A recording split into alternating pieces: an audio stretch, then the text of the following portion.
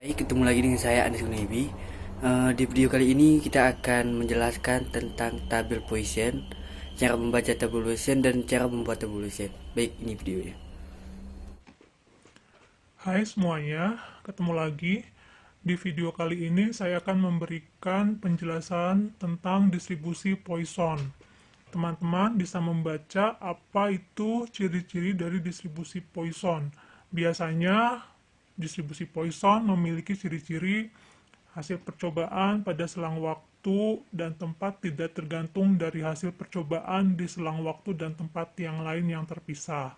Yang kedua, peluang terjadinya suatu hasil percobaan sebanding dengan panjang selang waktu dan luas tempat percobaan terjadi.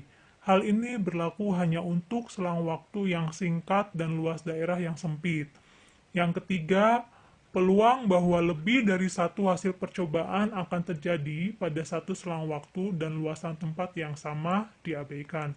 Yang keempat, ini yang paling sering dijadikan ciri untuk distribusi Poisson, yaitu distribusi Poisson sering digunakan untuk menentukan peluang sebuah peristiwa yang kejadiannya sangat jarang terjadi.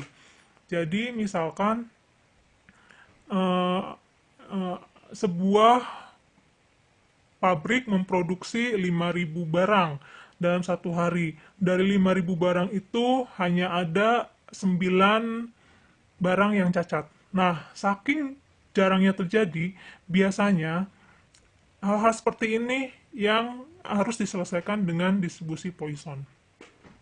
Ya, jadi kalau misalkan kejadian sangat jarang terjadi, biasanya itu kita memecahkan solusinya atau mengkategorikannya ke distribusi Poisson gitu ya.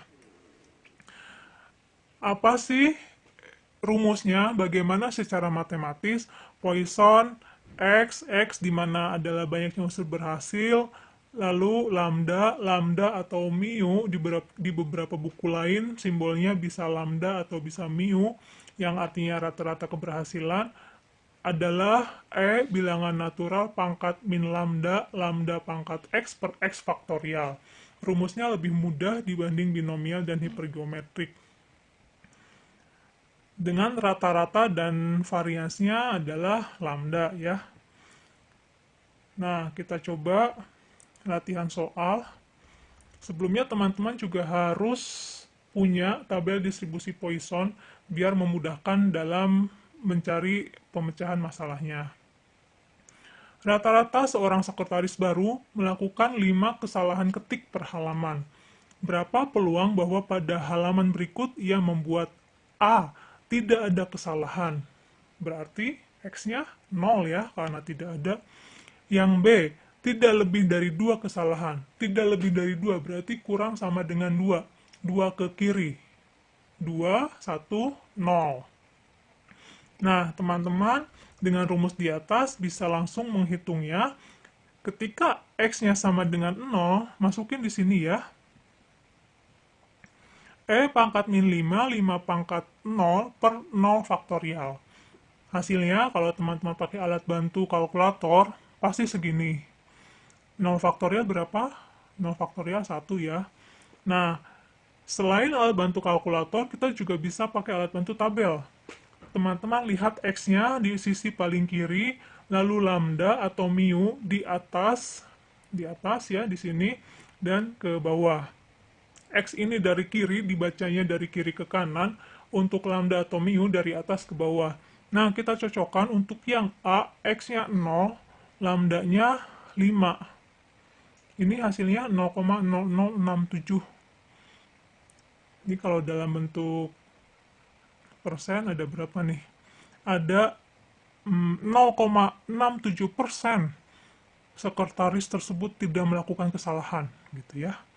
Lalu yang B, karena X-nya 0, 1, 2 seperti halnya binomial, kita harus jumlahkan ketika X-nya 0 berapa, ketika X-nya 1 berapa, ketika X-nya 2 berapa. Ketika X-nya 0 kan sudah didapat nih. Lalu kita cari yang berikutnya, X-nya 1 dan X-nya 2. Cari X-nya di sini, di tabel, tarik garis ke lambdanya 5. X-nya 1 dapat 0,0337, ketika X-nya 2, 0,0842. Nah, dijumlahkan. Jumlahnya adalah 0,1246. Jadi kesimpulannya ada 12,46% rata-rata sekretaris baru tidak melakukan kesalahan yang lebih dari 2. Gitu. Jadi ada 12,46% kemungkinannya sekretaris baru itu tidak melakukan kesalahan lebih dari 2. Nah, Nah, baiklah, mungkin hanya itu yang bisa dapat saya sampaikan. Semoga bermanfaat bagi teman-teman. Bagi ini menjadi ilmu dan semoga dimanfaatkan. Baik, terima kasih.